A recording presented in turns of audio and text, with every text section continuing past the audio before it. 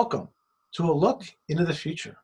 What would you do if you can go into the future and ask yourself questions about how to grow your firm, grow your career, transition to advisory services, and more?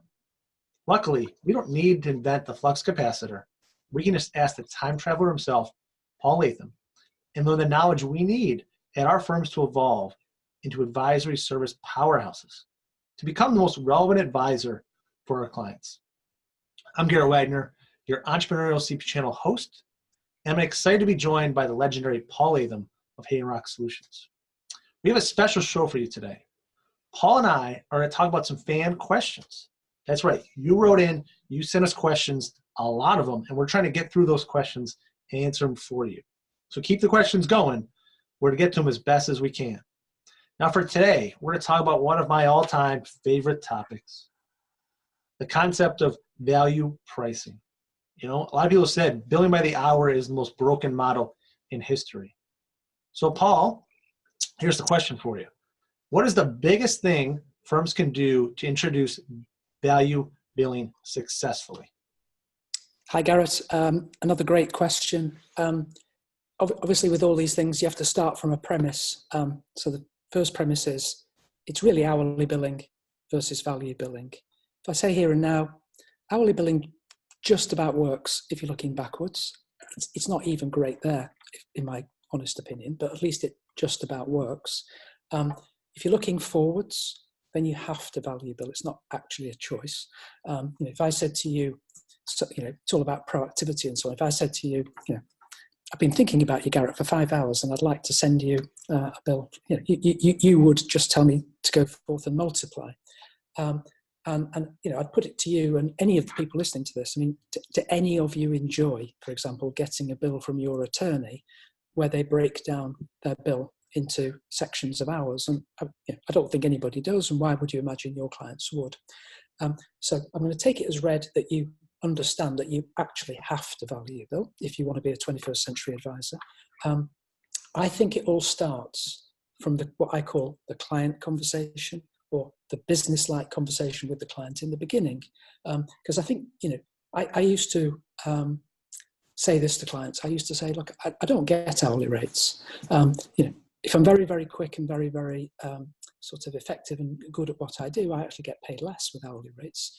If I'm really, really slow and not so effective, I get paid more. It doesn't compute.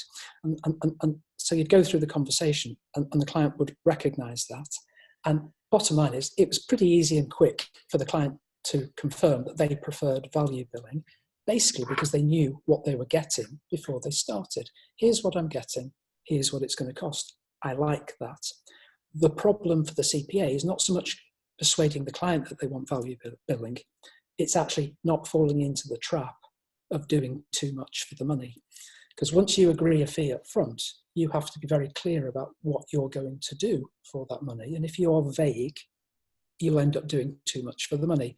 So using one of my analogies, you'll end up, rather than jumping 3 foot, you'll jump 5 foot for the clients, but only charge them $3. You'll do too much. So once you understand you've got to be clear about what you're doing, really it comes down to defining it. And bearing in mind this service is an intangible service. I always talk about what you've got to do is box the service. And as far as humanly possible, for each thing you're doing, make it a discrete box that almost mentally has a beginning, a middle, and an end. And the end is the most important bit. You know when you've finished. Because once you know when you've finished, that's when the client's paid for that thing or has received it and you can bill it.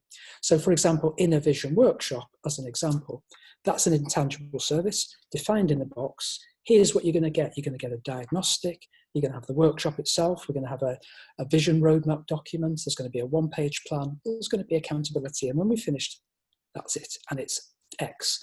And then what you do is you begin to have choices to say, well, by the way, there's more than one style of vision workshop you can have.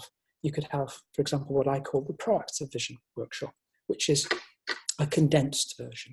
Or you can have the strategic one, which is a much more involved process. And if we just say the strategic one costs X, then the proactive one only costs 2/3 of X. What would you like, Mr. or Mrs. Client? Just make a choice. is, and so what we've done is we've said, here's what you're going to get. Do you want it? Client makes a choice. Then we can match the delivery with the choice.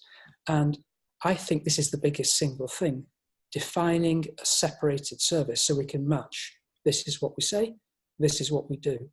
And in any business, really, you can do it at a very high level. So if you came into me at a really sort of early level of knowing you, I'd sort of do it at a high level. You know, what type of service would you like? The reactive service, the proactive service, or the strategic? Or you then get more granularity, like, okay, we're having the proactive vision workshop, but how many regular meetings would we like? You know, do you want 2 meetings a year after that, or 4 meetings a year, or 6 meetings a year, or a meeting every month, which is 12 meetings a year? And these are all different levels of service, all with different value prices. And I think, but it comes down to defining what you're going to do, putting it in a box.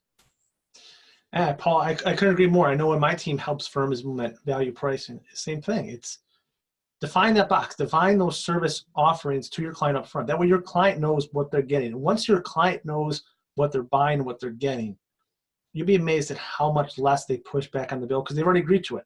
Yes. And if they do, you can point to that and say, you know, we had this conversation and I said, you want a 3-foot jump, a 5-foot jump, or a 7-foot jump, and here's the associated prices. Yeah, and the other thing about it, and just picking up on something you said there, Garrett, is you said the client pushed back, but I think the pushback works both ways.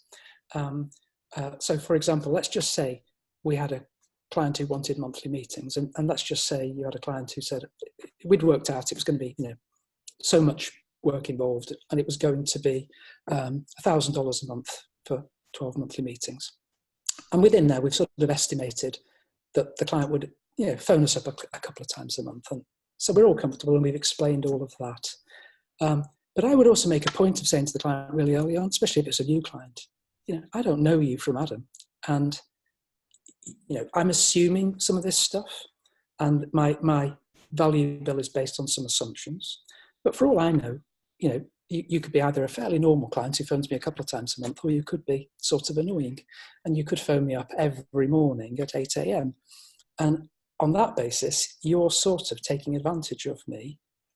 You know, I will have, if that's happening, and you know, we'll test it over the first 3, 4, 5 months. And if it's happening, I will come back to you and I'll push back to you and say, by the way, we agreed, you wanted this and it was based on some assumptions, but you actually are really taking advantage here. Either you need to stop or we need to adjust the value bill. So the pushback can then work both ways because you've defined it, they've made a choice, and then suddenly they're wanting more than they chose. And you have to be strong enough as the accountant not to just do that. You know, otherwise you become their servant. Yeah, you don't want to become their servant. And I think, you know, we look in value pricing, kind of the 2 of the biggest thought leaders around the globe in value pricing, Ron Baker and Ed Kless, they talk about that a lot of, you know, define the buckets and put those value adds in different buckets. So I like to say, like you said, if you get the 7-foot jump, you can call me as much as you want. And those are already included free. You've got it all. You know, the 3-foot jump, it doesn't include any phone calls. The middle one might include like a free 15-minute phone call, 30-minute phone call, something like that. So once again, you're framing in those buckets and giving them things to look back on because like you said, that way the pushback is mitigated by the fact of they've already known what they're agreeing to ahead of time. Yeah, it's choices, you see. And I used to talk to my people back in the old days about, imagine you're going into a shirt shop and they only had one shirt in the window. Would you think that was a good shirt shop? And even if it was the right size shirt and the right colour and so on, I'm not sure you'd walk into a one shirt shop. What people like to do is ruffle through the rack and make choices. And by doing this, you can actually demonstrate to the clients where the value is, where the additional value is. And it's through the choice that you define and bring that to life for the client. I like it, Paul. I like it. You know, I know for me, when I teach value pricing, I use, you know, in the grocery store, making a choice between different levels of pasta sauce. But you can use any pricing analogy. And if we really stop and think about it, if you think about how you as a person watching this, whatever age it is, how you buy products, we all like choices. We like to go and make a choice between A, B, and C, between 3 options. We like to have choices. We feel like we're in control. So give that to your clients. Don't just send them a bill later on and they get grumpy about it. The other important part of making the switch is you're going to have to do things sooner in the process. You have to have this conversation with your clients up front and not later. You know, value pricing cannot be done on a back end. Value pricing has to be done at the start of the engagement, the start of the interaction with the client. And if you do that, you're going to be amazed at how much more happy and successful these client relationships are. So Paul, we're out of time for today. I want to thank you as always for sharing your wisdom and your knowledge with everybody out there. Now I know as we're talking, as we're getting ready to film these episodes, we're talking about what to talk about, the questions, the answers, what to do, as we share our thoughts behind the scenes. One of the things we frequently talk about is how surprised we are that most CPA firms don't even know that they're not ready for the future, that they don't even realize it. We think you out there need to know where you stand today. Is your firm truly ready for the future? Ready to shift into becoming the most relevant advisor? Take a minute, sign up on your own for your free biz survey. Get a free objective assessment of how prepared your firm is for the future. Trust me, it is well worth your time.